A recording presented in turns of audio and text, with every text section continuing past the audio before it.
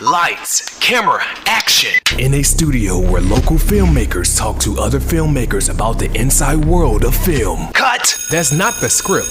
It. We'll fix it in post. Do you wonder how films are produced and what really goes on behind the scenes? Well, stand by. Filmmakers Kevin Mumphrey, Victoria V.A. Jones, and Carson Hype Ferguson explain all the details. Right here on It, We Will Fix It in Post podcast.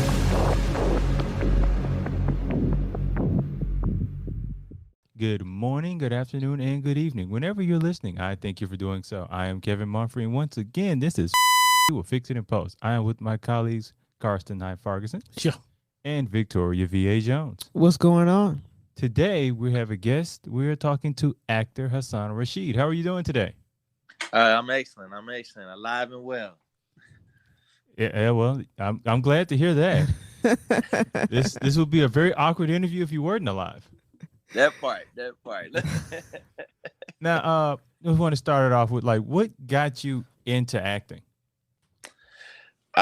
So crazy part. I actually steered away from not wanting to be in acting, and I guess what officially made me change my mind and get into the journey of it was really just I woke up one morning and just realized that I wanted a change of lifestyle and do something different. I ended up retiring from teaching as a college professor 8 years. Oh, what were you teaching? Wait, where were you teaching? Oh no, where were you teaching? I taught at Auburn University, Philander Smith College, and Arkansas Baptist College. And what were you teaching? I taught kinesiology and physical education.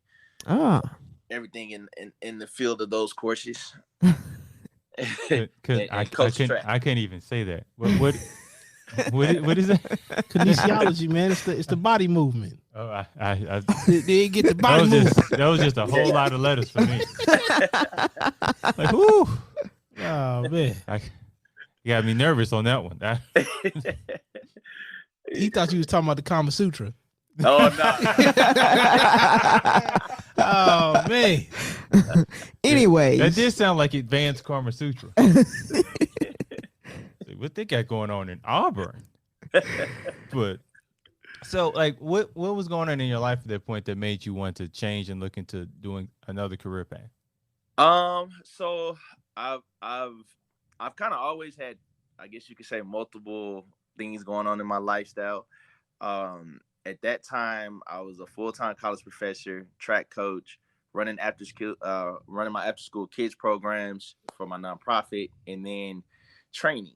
And I was working on my doctoral degree at the same time. So that's a lot. I kind of really stayed in the classroom.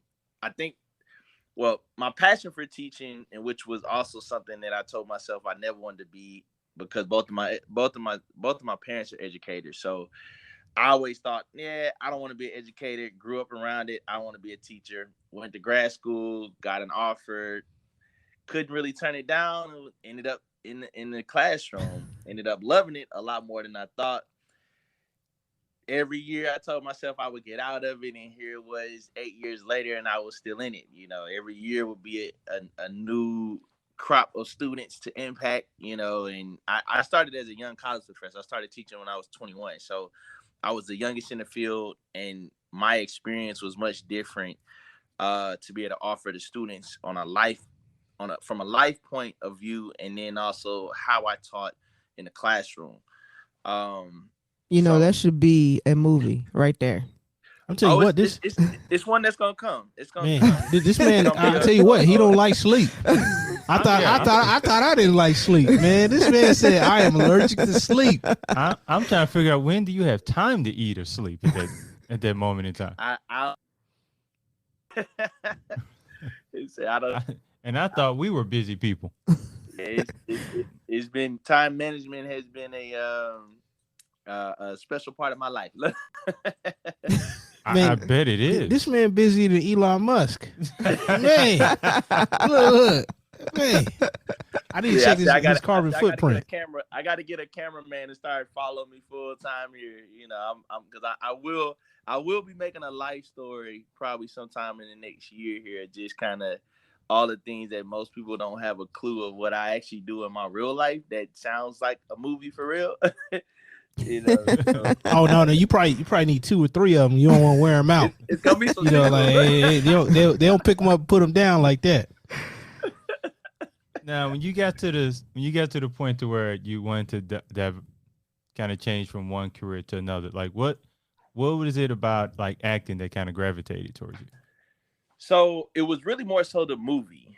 I actually got offered to back in college, just doing a little skit, a play, with Tyler Perry to work with him, and a couple things, didn't really like it, hated it really, and was like, yeah, I'm never gonna get in the movies, never want to do movies. Where after, you know, I was offered the job with Tyler Perry, saw him again when I was on the Oprah Winfrey finale show. Still talked to him again, still didn't want to do it. You know, it just wasn't something I was into. What I realized years later, when, and this kind of all just kind of simultaneously happened. So I've always been into Marvel and superhero movies. Like my training company is, you know, it's built off superheroes. What I implement in my kids programs is just kind of saving lives, you know, giving hope, all that kind of stuff. That's always been my character. So this particular movie, with it being superhero based, it also happened to be my oldest brother, who I had also lost during the same week that I left the college. It's happened to be his favorite superhero. He's the one who got me into superheroes, comics, video games, all that kind of stuff. You know. So who is your favorite? Who's your favorite superhero? Superman. Really? Yeah. But it's kind of been. I'm kind of like a combination hero. Like I need to hear more combinations. Fan. I'm a Black Panther fan. I'm a Flash fan, you know, so it's just I got different Wait, what version Flash? Characteristics. Huh? What version Flash though? Because you know there's a bunch of them. I like the regular DC, not the old Flash. The new Flash. Oh, like Barry? Yeah. I like Barry. His sarcasm is more so up to speed on my character. Okay, I can understand that. But now you kind of like brushed the part of use on the last episode of the Oprah show. Yeah, I was one of her special guests. They consider me one of Oprah Winfrey's kids because she helped put me through college while I was at Morehouse. So for every year, she helped me after my second semester freshman year.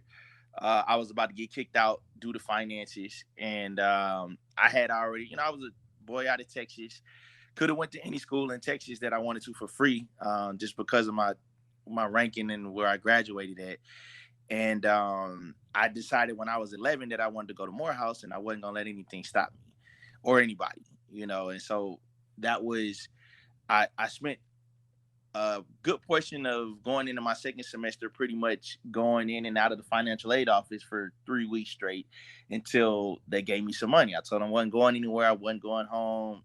You know, giving up and going back home wasn't an option for me. And that's when they finally called me in by the 3rd week, you know, once they realized that I was going to be bugging them every single morning, and said, you know, that I qualified for Oprah scholarship and met her requirements. And that's when she gave me a good portion to go towards what I was needing every semester until I graduated. And then I got a call a year after that from her show saying they wanted me to, you know, come on and be a special guest, you know, as a gift for her for the last show and surprise her, you know, for basically being generous and doing what she do best, and so Yeah. that was Shout out to Oprah. yeah, like Exactly. I mean And she you get a did car. lot. And you get a car. right, Now we I'll I'm take an playing. education. I'm playing. Look, Yeah. I get the card later. Look. Yeah, that's what I'm talking about. That's what I'm talking about. Yeah, so it worked out well, and like I said, it opened up some other doors, introduced me to quite a few people. So I met a lot of the people of who's who in entertainment, at that show actually. Patty LaBelle. I mean, anybody who's big in the industry, I met literally all in that one day.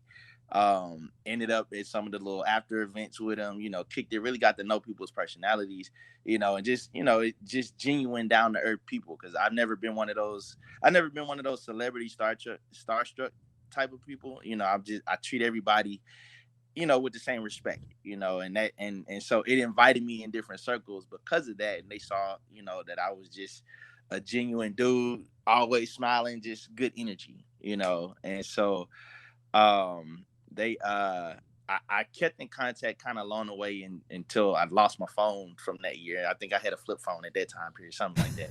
Oh man. Oh man. But it ended up kind of getting me back to the point where when I got to this stage in my life, I kind of I kept myself purposely in the classroom for a while so that I can concentrate on actually completing my doctoral degree, because I knew with the type of knowledge and hustle that I have, that if I didn't have something to restrict me, I would just and I would be out there and I would be making good money and successful, but I wouldn't have finished the mission that I started. And I've never been one to start something and not finish it, even if I don't like it. I got to a point where, it was like, it's not even about the money. It's about just, I'm kind of one of those overachievers. If I'm gonna be in something or I'm gonna do something, I'm gonna do it to its maximum capacity. I figured the type of field I was in, with training and athletes and the sports realm, it's like, well, everybody has a regular degree. Everybody can call themselves a trainer, but if I'm gonna do this, I'm gonna be at the top of the food chain. I'm gonna be a doctor in the field. I'm gonna be educated. I'm gonna have the maximum education I can get out of this, and then I'm gonna use that to educate others. Why? Because in my field, it's normally rare for anybody to even take it to that level. Most people, they stop at a certain extent because they feel like, oh, well, I don't really need that to be successful. And for me, it wasn't really necessary about how successful I could be, because I know how to be successful in anything I do. It was more so maximizing it out to its top capacity of knowledge base, of class. And so once I got to the point where I felt like, okay, I've restricted myself enough and I'm kind of getting worn out with this, and it's kind of taken away from my lifespan of where I want to be, it was like, all right, let's change the pace. Let's do something different. I'm already at the end. I finished my doctoral degree by then. I only had my research left. So I was like, okay, I can change up some things and I don't have to restrict myself as much. It just so happened that same week when I literally left the job, lost my brother, and then got this opportunity. I was heading to Atlanta just to go camp out with one of my brothers. And just so happened it was having auditions that week. One of my frat brothers hit me up and was like, yo, you should go try out. They got Black Panther auditions. And it was like, well, yeah, that's right up my alley. Warrior stuff, fighting, action, fitness, like that's my entire life. Superhero stuff, I'm like, okay, hands down. And I was excited about it. And it was kind of a change of scenery and pace for me, for my mental mindset, because I was spaced out in a lot of places at that time, at that time period.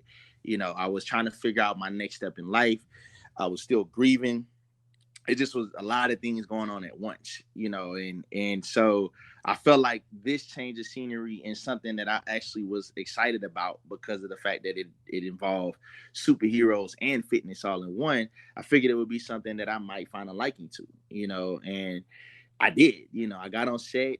Well, I got hired to actually be one of the 10 main Kings guards for the role, and then that kind of just escalated. I was considered what they call the redhead Kings guard because my hair color is just very different. My natural hair color is very different, and it didn't really go well with them trying to add stuff to it. It wasn't cooperating. But it turned out really well because I was the only redhead Kings guard, and you could recognize me in everything. You Right. know? Right. You look at the movie and be like, there I am right there. Yeah. They'll be like, Like, how you know? Look at my hair. Yeah, like it's like there was no question about it because they didn't have anybody that could replace me, and then of course, like I said, I just looked so different from the rest of them that you knew, okay, yeah, that's the son right there. We see him. Even if it was just a speck there somewhere, it's like, okay, the guy with the purple suit on, red hair, yeah, definitely, hands down, But 2 weeks ended up turning into almost 7 months, and this was like that's the most that really, I guess at the time. That's a long time period for an extra to be on set. Like most extras don't spend that much time on set. It was to the point where I was in all of the scenes with a lot of the A-list actors. I spent, days, hours, lunch, breakfast, eating with. I mean, we pretty much became like one big family for the time period that we were there.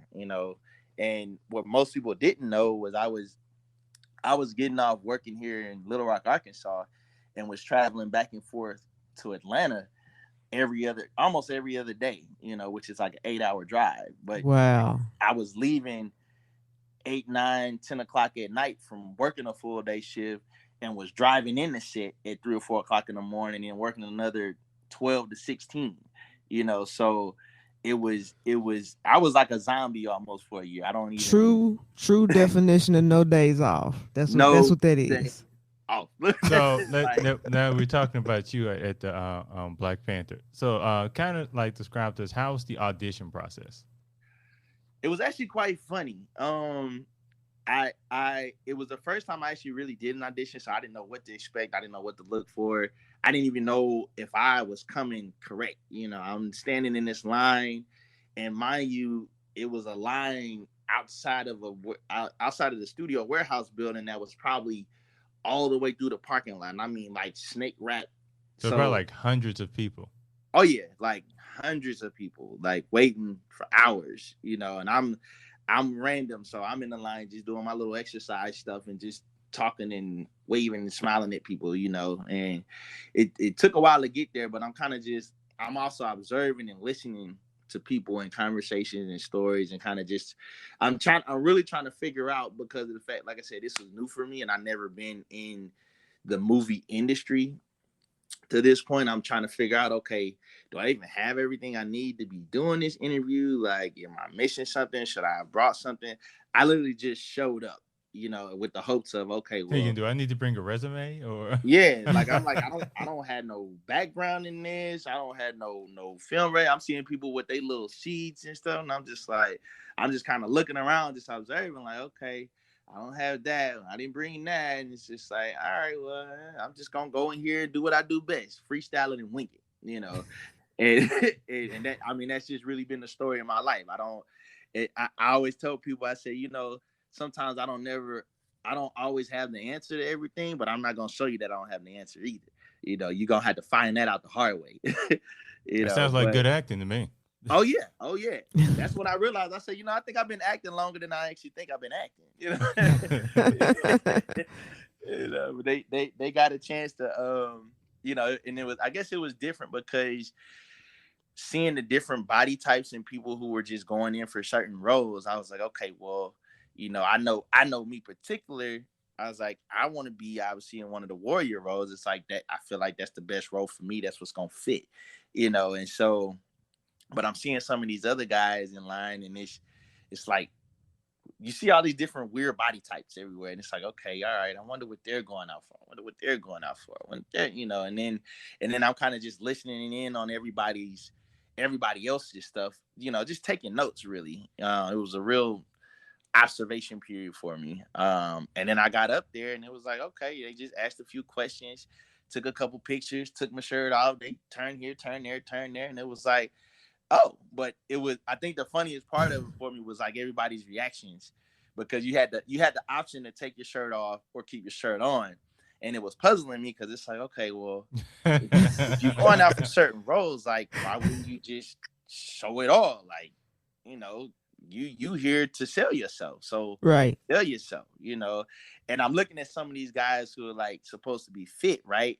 And I'm like, okay, all right, yeah, he probably gonna do this, he probably gonna do that. And I'm He watching, gonna show. like, They're gonna take that shirt off. Yeah, but it was one of those where it was like they started taking shirts off and stuff, and I was like, oh, okay, this is too easy. It was like, oh, this is what I'm up against. Oh man, he said my shirt off. He He said light There's work. no competition here. That's light work. Right. Only thing you want me to take off is my shirt. Yo, my man say, is this your king? Yeah, I'm like, Is this your king? this is what we doing? I said, I might not have no acting skills or no background or no resume, but I'm about to kill him with this physique. They just show up in the audition. Y'all ready for this? Yeah. Y'all may want to put some background music on for this. Y'all good? Y'all gonna do it again? I So- took it out again. What? So how was your first day on set? Like, go through that. Like, what was the man. experience?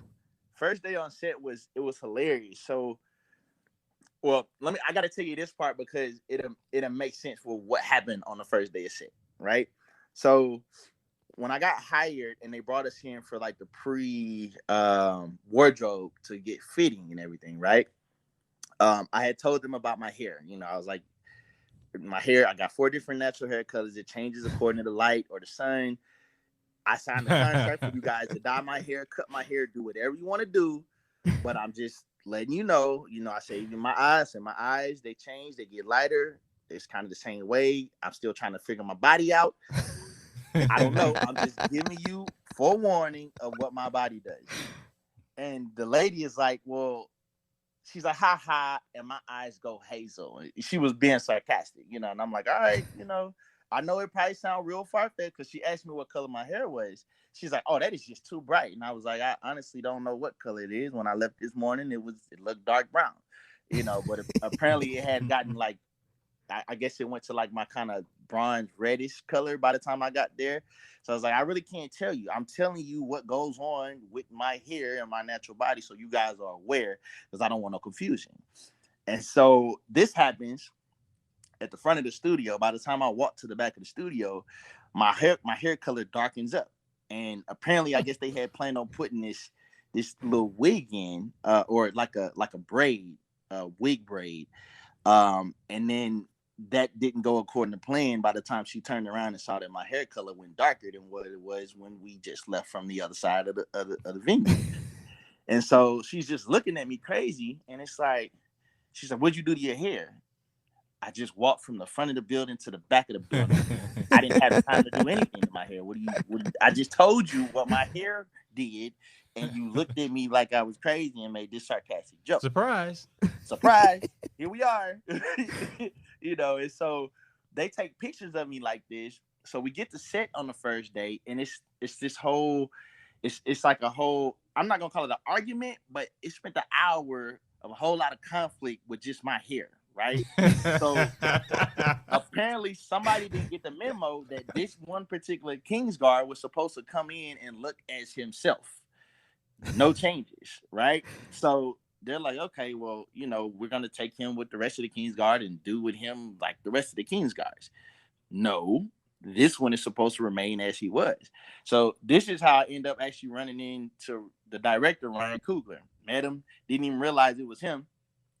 And they had took me from like 2 different wardrobes. One dude went in, tried to use some permanent spray to spray color my hair. My natural hair bled through the color and made it look really weird. And so they took that off, and then they were just frustrated because it's like, why does his Photoshop pictures look exactly how he is right now? So they end up getting me in there, and then finally Ryan came in and was like, no, this is the Kingsguard that I wanted to remain as himself. He already has the look that I want naturally. And it literally was a whole hour on set that morning just with my hair because it was so much commotion on what it was supposed to look like. And they was While all this is going on, are you just kind of like just awkwardly standing there?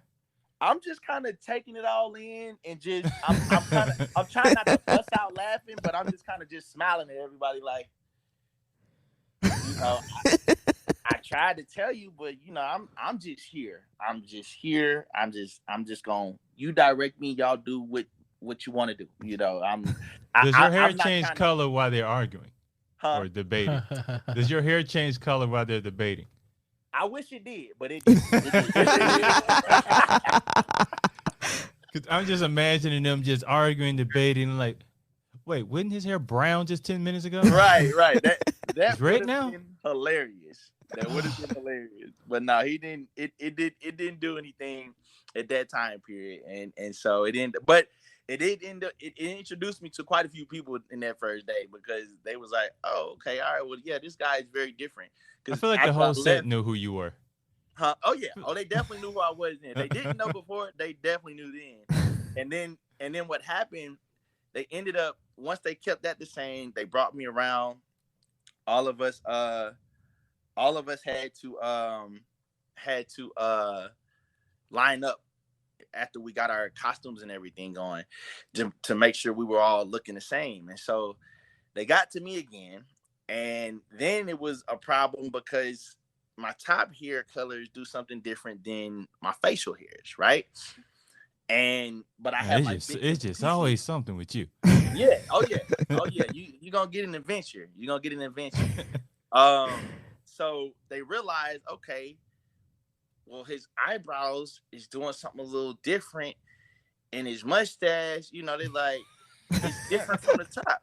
And then they put this little special light on. They're like, wait, he's got like a bronze looking orange or something up in here. And so I'm just listening. I'm not saying nothing. I'm like, I can't tell you what's going on up there. I'm not on the top of my head. Y'all probably see something totally different than what I know. I don't know. I'm just here. And so they're like, oh, no. We gotta his eyebrows and stuff. It's gotta match his top head. So they get to trying to work on my eyebrows to get my eyebrows and my beard and stuff the same color as my top head. It gets to the point, it's so weird, right? They're like, whoa, wait a minute. Oh, now he's standing out too much. It gets so weird. They're like, oh, okay. We got to cut all the beards off all the Kings guards. Oh my goodness. Oh yeah. Oh my goodness. Oh yeah. So you know that didn't go too well for all the other guys, especially right. the ones who had full beards. I mean, I didn't care about my beard. It wasn't sentimental to me, but you could tell the other 9 guys who were there was a little bit salty because it was like, what we got to do? What? Hold on, cutting our beards. Baby face, yeah, it didn't sit too well. And some people can't pull off baby face. Like right. They need the hair on the They chin. need it. They grew it for a reason. They need all of it. So, but it was funny because it was like, dang, you signed that contract. What you gonna do? Like, you know, you gonna leave or you gonna let them whack you. You know, you got one or two options. Right.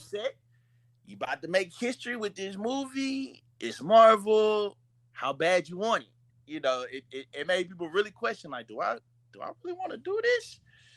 I've been, you know, especially some of the ones that had been growing their beard for a long time. And I felt bad because I'm like, dang, like, I'm just kind of looking at everybody like, look, my bad. Like, I tried to warn them. They ain't listen.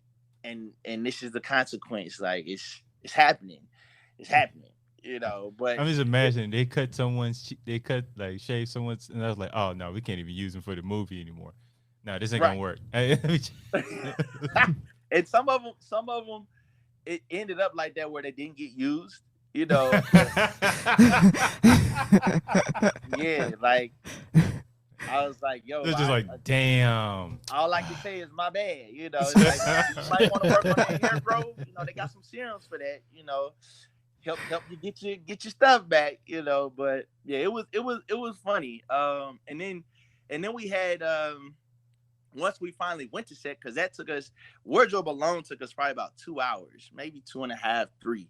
Between that, eating breakfast, getting dressed, costume, hair, it was a couple hours process, and then waiting. But we started filming about, I think it was about 4:30, maybe 5 that morning. And it was still like freezing cold outside. I mean, it was probably 30, 40 degrees that day. And it was it was it was it was fun. Like it was an adrenaline rush going because obviously for me, I hadn't had no sleep and was just fresh off the road. So my adrenaline was just very different for everybody anyway because I would just come on set just geeked up. I was fresh off no sleep hours, would just be working out. I would get everybody pumped up. Hey, let's hit these jacks, let's hit these push-ups. We gotta look good for these scenes. Just I was just being me. But it was mainly because I was fueled off of no sleep. A lot of it was, it was just I was in zombie land, but I had to keep myself going so I wouldn't shut down. We ended up on set, and it was wind blowing so cold. I mean, it felt like it could just whip by you and cut you. It was so cold. And once they finally cut all our beards off, of course, and we got these little, like our uniforms, the back was out.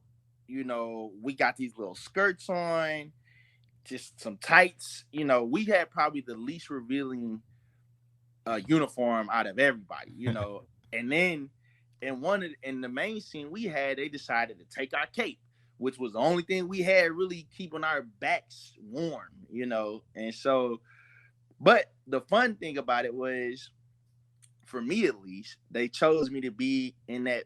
My first scene they chose me to be in was in that scene where Chadwick landed and he was coming to see his mom. When he landed in the plane, it was they had me in one of the planes that was stationed right next to him as he got off. And so it was fun to be out there, but this was the part, it reminded me of why I hated being on set and doing movies, because of the 30 and 40 takes. In this particular scene, it was like 30 or 40 takes out here standing, freezing, and trying to mentally tell myself that I wasn't going to freeze to death because it was so cold. And you couldn't move. So it was like standing still in one place. So every time they would cut, they would see me out here on this random fake little plane, hitting some push-ups or some sit-ups or doing something to keep my blood flowing. And then they realized, it's like, man, this dude is really out here like exercising. It's like, yeah, freezing out here. Like, they didn't give us the big chinchilla coats. The extras, we got the thin little paper, little things you get out the dollar store, look like a little poncho, and was like, yeah, here, keep warm. It's like, what is this? Like, you got the windbreaker. Yeah, little windbreaker. Like, I'm like, I know we not A-list actors, but y'all gonna need us not to freeze in these scenes, right? Like, can we get a little bit more than some little thin jackets? And so this is the main scene with like a lot of the A-list actors. So this was Chadwick Boseman, this was Angela Bassett, this was Lupita. Who else am I missing?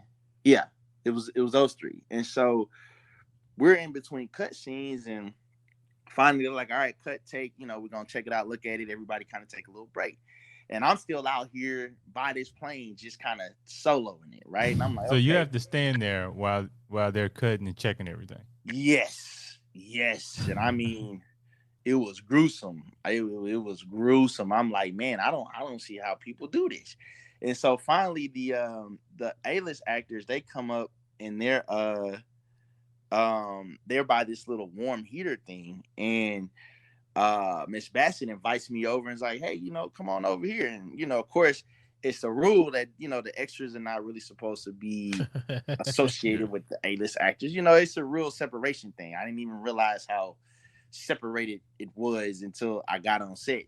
And so of course I'm looking around like, you talking to me? I'm like, okay, all right, cool. And this was before I really got to know who Chadwick or Lupita was. So I hadn't, like I said, hadn't been in the industry, so hadn't really known them like that. So I come over to the huddle, I'm getting warm and everything, and everybody just kind of just random talking, speaking, and Lupita's freestyling, and I'm just like, all right, like these some cool people, like this what's up, and everybody's just kind of looking like, is she really over? And I'm looking like, the queen invited me over here. Just so y'all know, like I didn't bring myself over here. She told me to come here, so I'm here. And so we all just chilling, just really just vibing, just vibe. I think they started a whole little freestyle session. And So did you freestyle at all? I don't freestyle. Nah, I just like to vibe. I just like to vibe. Now you was there. My brain be processing too many things at one time to get it out in words. I freestyle it up here, but to come out in words, yeah, it might not come out. Now you said you was out there for 7 months, right? I was back and forth for 7 months. So like anywhere, like during that time, was there any kind of sense of that this film was going that could have been historic? Like did it feel like it was doing something historic? The time it didn't, but because of the type of people and the energy and like that was my first time being on a set like that, but like Ryan Coogler's energy is just different. Like talking with him was like me being back on the football field again. He was literally like a football coach. Like that's how he operated, and the energy, his hypeness, like everybody's energy there was just very different from so he can be. Because what I always tend to hear about Ryan Coogler is that he's very soft spoken.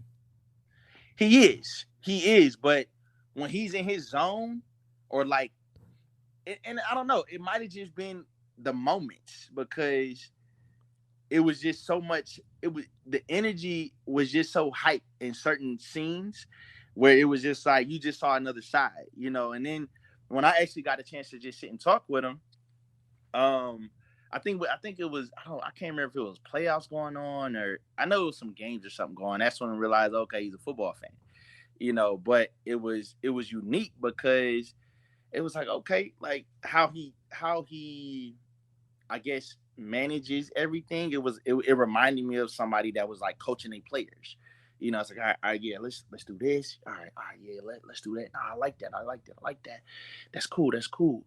And it was even to the point where a scene that me and Chadwick had in that first day of set, me and him eyed each other like, okay, it's something missing in this. Like we need to do something. It's a gap. It was like an empty gap, and we both kept noticing it. And it was like, all right, let's try something. So he walks over, Chadwick walks over.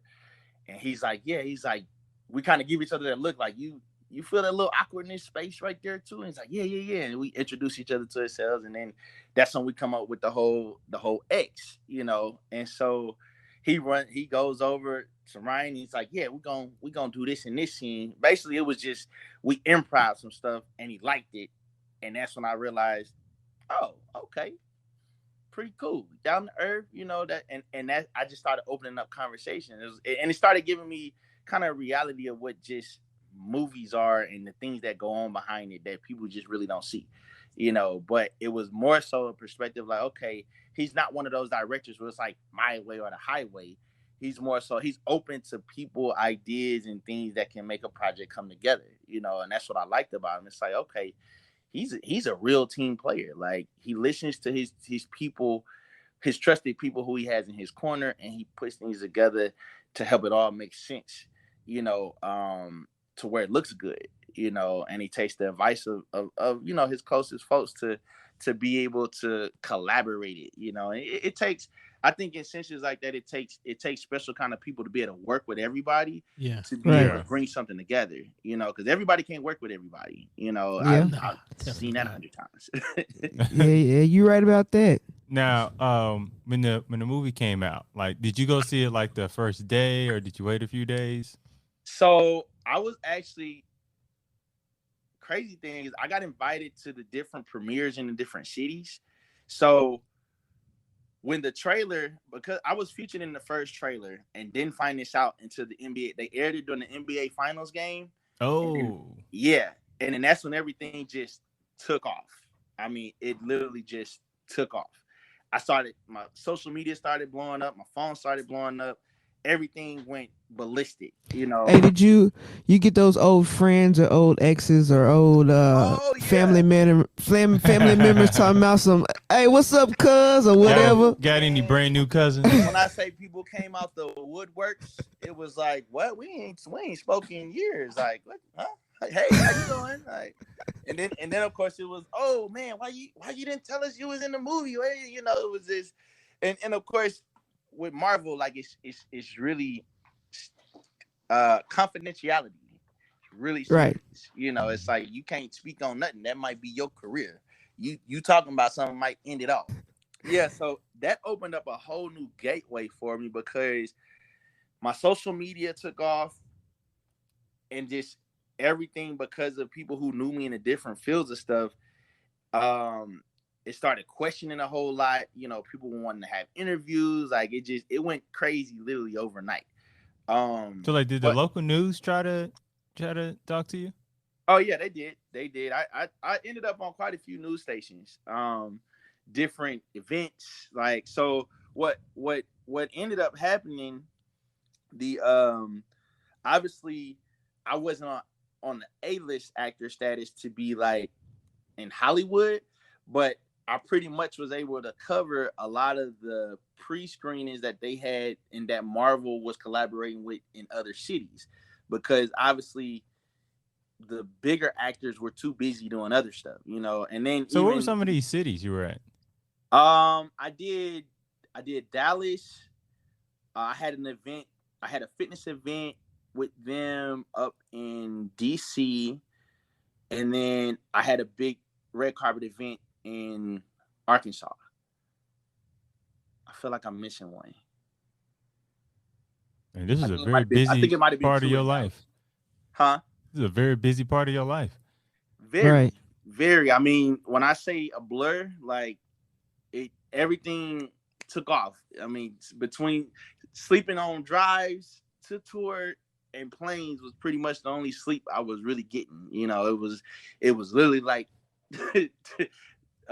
you would have thought it was like a music tour I was on, but it was just appearances. You know, and then I decided, instead of after we finished on set, when we wrapped, instead of going on to the other movies and the Avengers like some of my other comrades, I decided, I was like, yeah, I need to take a break. I need to go talk to the people. I need to get in the communities. I need to let my story be told, you know, because it was different, Right. you know. And a lot of people had never done it the way I did it, you know. And I was like, you know, I said, people need to know that it's more than one way to be able to hop into the industry. You know, everybody thinks you got to go to school for this. Everybody thinks, oh, well, if you don't have years under your belt, you can't make it, you can't be successful.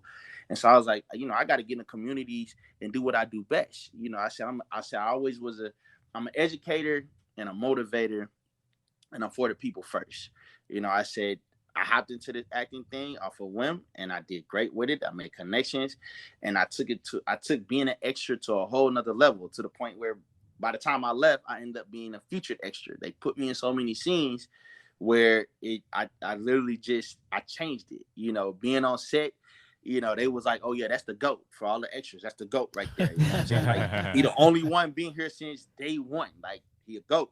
You know, and it was like, when new people started coming in, it's like, yeah, you need to holler at him. You might want to. Right. So I got a question. So did Oprah hit you up personally and was like, "Hey, I saw you in the movie"? I wish. That would have been cool.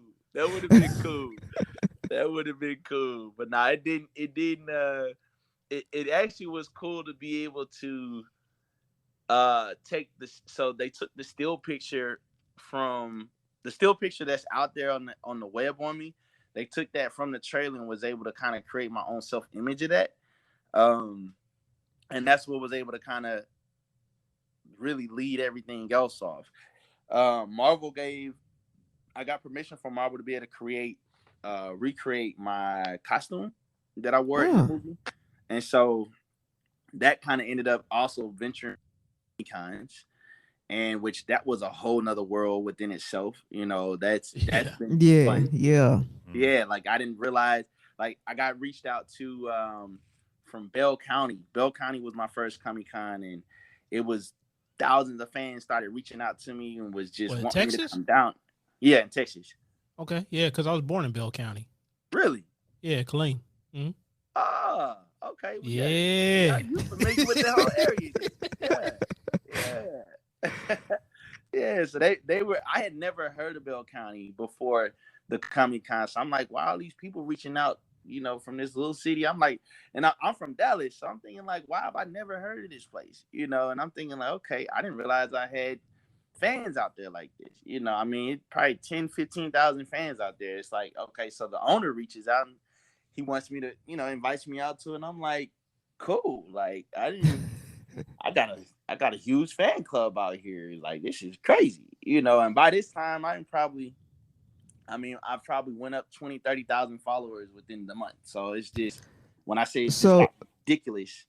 so did you ever get those fans that were like, I would do anything?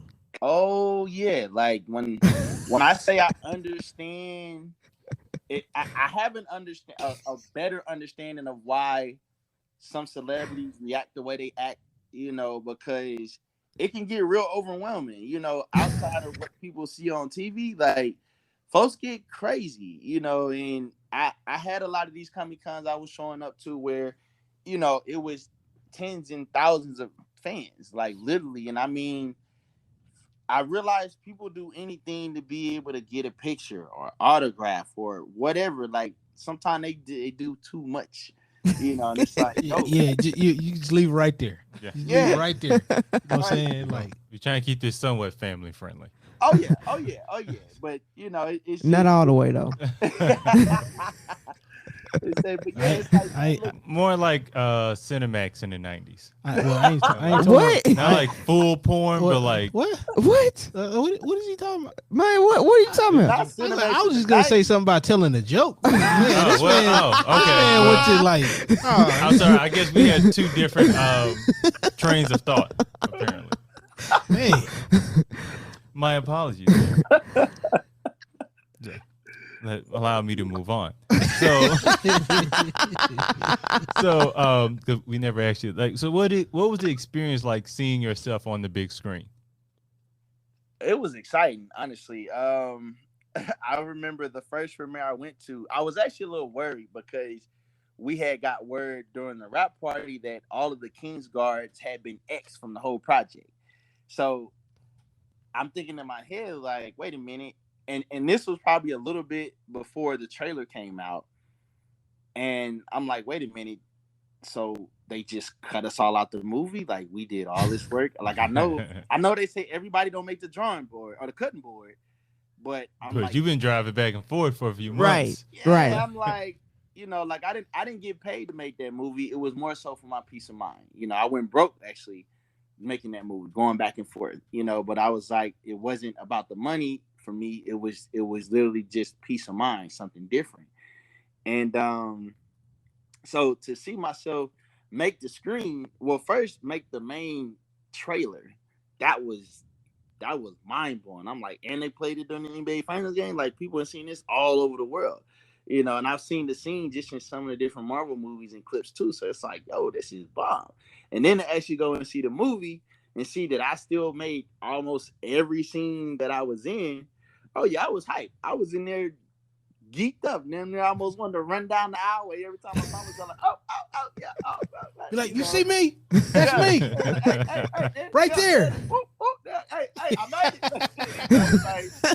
like, whoa, like it took me back into the movie. Like I felt like I was back there again. It was like being on set again. But it was more so being able to see, oh, okay, this is what we had to imagine was here, or because we obviously didn't see anything while we was on set. We had to just visualize what it was supposed to look like, how Right. it was going to turn out, so to actually see how they put it together was amazing. It's like, oh man, that's what we was doing in that scene, or that's what we was looking at, or that's how they came out. Like it was like, whoa, Right. this is some real technology right here. This is amazing, and I had never really, like I said, it's the first time I had ever really gone through a movie to that extent, to where I could see all the workings behind the scenes, and so to see it all put together, it's like, wow, we did a great job. Like all this hard work turned out to be amazing, All that traveling and all them, Everything. all that was paid off Like, for you. This was well worth it. I'm like, well worth it. It was a lot to take in though, because it was like, oh man, okay, like it was so much going on, but I was like, oh man, this is amazing. I'm like, and then I had to ask myself, like, man, I told myself I never wanted to get in the movies, and here I am on the big screen, and then to just watch the numbers of it, how it rose, around the world. It's like, yo, I hopped in something. You went from not wanting to be in a movie to being into pretty much one of the highest grossing movies of all time. Right. Literally. You went to 0 to an absolute 100. So now as we wrap this up, I wanted to ask you, like, how does it feel like seeing the impact of this movie have with other like young African Americans, and how this film is basically is his historical impact? So that actually brings me to the new movie project that we have coming out here. So that movie obviously inspired a lot of our community, right? Right.